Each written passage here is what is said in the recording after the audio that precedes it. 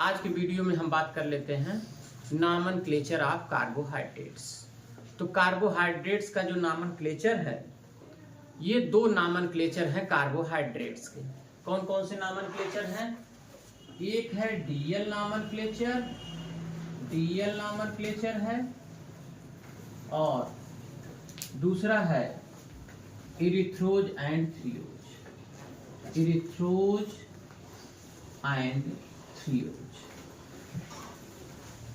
ये दो नॉमेनक्लेचर हैं जो कार्बोहाइड्रेट्स के लिए यूज किए जाते हैं। तो पहला हम बात करेंगे डीएल नॉमेनक्लेचर का। जो फर्स्ट मेंबर है हमारा कार्बोहाइड्रेट का, वो है simplest and first member of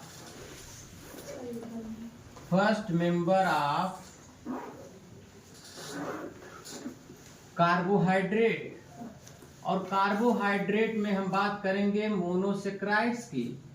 carbohydrate monosaccharides, जिसके पास में एक कायरल कार्बन हो,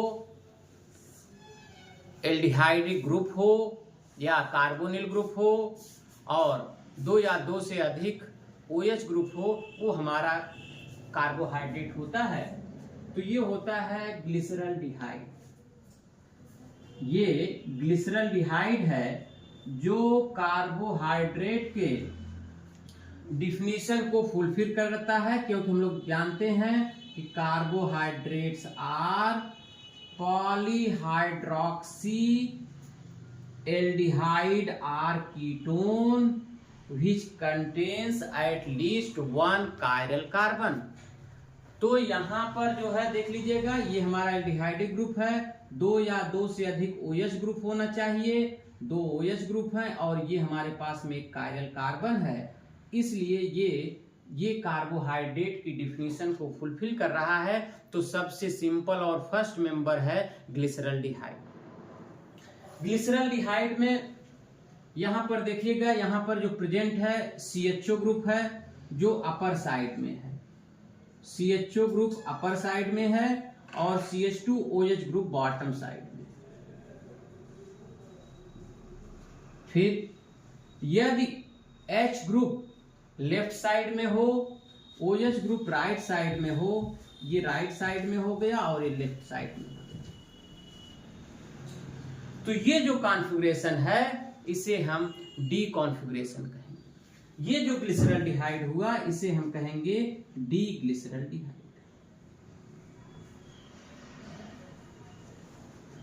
इसका यदि हम मिरर इमेज बनाएंगे, एक कायरल कार्बन है तो दो आइसोमर बनेंगे। यहां पर हो गया OH लेफ्ट साइड में, H अपर साइड में CHO हो गया, नीचे साइड में CH2OH हो गया। ये आपका यहां पर OH लेफ्ट साइड में हो, H राइट साइड में हो, CH2OH बॉटम पर हो, CHO अपर साइड में हो, तो ये जो कॉन्फ़िगरेशन होता है इसे हम यल फॉर्म या यल ग्लिसरल्डिहाइड कहते हैं। These two forms are mirror image and these are enantiomers। तो ये दो enantiomers हुए। These two forms are used as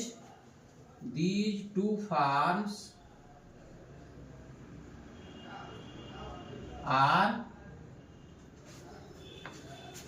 configuration standard for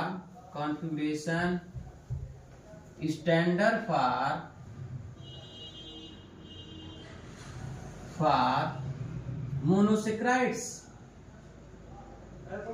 ये मोनोसेक्राइड्स के लिए ये स्टैंडर्ड का काम करते हैं। तो ये तो हो गया हमारा डी फार्म और यल फार्म। यदि हम कोई दूसरा शुगर ले लें, कोई मोनोसेक्राइड शुगर अगर हम ले लेते हैं और यदि उस शुगर में जैसे मान लेते हैं हम ग्लूकोज लेते हैं, ग्लूकोज में 4 कायरल कार्बन है, HOH HOH HOH HOH CH2OH।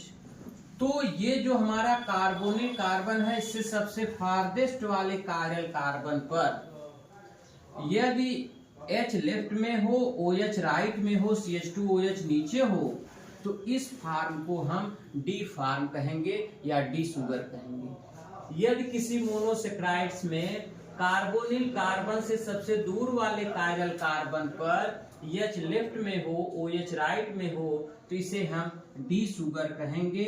और यहाँ पर हमने ग्लूकोज लिया है तो हमारा हो गया डी ग्लूकोज। तो हमें लिख सकते हैं कि in the monosaccharides the farthest chiral carbon from the CHO group have OH on the right side, H on the left side, CH2OH on the bottom side. This form of sugar is called D sugar. और यहाँ पर हमने glucose लिया तो ये हमारा हो गया डी ग्लूकोज। दूसरा, यदि इसका जस्ट अपोजिट हो जाए, इसका मतलब ये हो गया कि यदि OH आपका लेफ्ट में हो जाए, H राइट में हो जाए, CH2OH नीचे हो जाए और CHO आपका अपर में हो गया तो 1 2 3 4, 1 2 3 4, तो ये हो गया हमारा HOH HOH HOH। तो ये जो हमारा फार्म हुआ, ये हमारा एल फार्म हुआ, इसको हम कहेंगे एल ग्लूकोज। ये हुआ L glucose, L sugar L glucose. इसी तरह से जैसे हम ग्लूकोज का किए हैं, ऐसे ही फ्रुक्टोज का या दूसरे मोनोसेक्राइड्स का भी इस तरह से हम डीएल नॉमेनक्लेचर कर सकते हैं। ये तो हो गया हमारा पहला नॉमेनक्लेचर, डीएल नॉमेनक्लेचर, जिसमें हमने ग्लिसरल्डिहाइड को एज ए स्टैंडर्ड लेते हैं और उसके आधार पर हम देख लेते हैं कि यदि उसका लास्ट जो है सबसे दूर वाला कायरल कार्बन CHO ग्रुप से या कार्बोनिल कार्बन से सबसे दूर वाले कायरल कार्बन पर यदि कॉन्फ़िगरेशन अगर डी ग्लिसरल्डिहाइड के सिमिलर है तो उसको हम डी शुगर कहेंगे, यदि एल ग्लिसरल्डिहाइड के सिमिलर है तो उसको हम एल शुगर कहेंगे। दूसरा है हमारा दूसरा नॉमेनक्लेचर है erythrose and threose. This nomenclature is only use for aldotetroses. दूसरा जो नॉमेनक्लेचर है उसका जो हम लोग यूज करेंगे वो हम यूज करेंगे एल्डोटेट्रोजेज के लिए। ओनली यूज फॉर एल्डोटेट्रोजेज, इसका यूज हम एल्डोटेट्रोजेज के लिए करते हैं। And in the aldotetroses there is 2 chiral carbon. In the aldotetroges there is 2 chiral carbon, and when H and OH are different on the same side of the vertical line, it is called threose. दूसरा, ये तो पहला इरिथ्रोज और थ्रियोज का हो गया। when the third carbon, that means the farthest chiral carbon from the CHO group, OH on the right side, H on the left side, CH2OH on the bottom side, this form of erythrose is similar to D-glyceraldehyde, hence this erythrose is called D-erythrose. Similarly, if OH on the left side, H on the right side, CH2OH on the below side, at the farthest chiral carbon from the CHO, this is similar to L-glyceraldehyde and this erythrose is called L-erythrose. तो इस तरह से आप थ्रियोज के लिए भी जैसे हमने इसके लिए लिखा वैसे उसके लिए भी क्या लिख सकते हैं कि when H and OH on the same side of the vertical line, this form of aldotetrose is OH OH। तो ये जो हमारा फॉर्म होगा ये होगा थ्रियोज। लेकिन यहां पर देखिएगा इसका एक आइसोमर भी बन जाए, एक इसका मिरर इमेज बना देंगे तो CHO ऊपर के साइड में हो गया, यहाँ H OH OH H CH2OH, तो ये बन गया। ये भी हमारा थ्रियोज हुआ। लेकिन दोनों में क्या अंतर है? डीएल नॉमेनक्लेचर के आधार पर जो CHO ग्रुप से सबसे दूर वाला कायरल कार्बन है उस कायरल कार्बन पर OH राइट साइड में है, तो ये हमारा हो गया डी थ्रियोज। और दूसरा, यदि यहां पर ये OH लेफ्ट में है तो ये हमारा हो गया यल थ्रियोज। तो इसका मतलब ये हो गया कि इरिथ्रोज और थ्रियोज के दो फॉर्म हो गया डी और यल।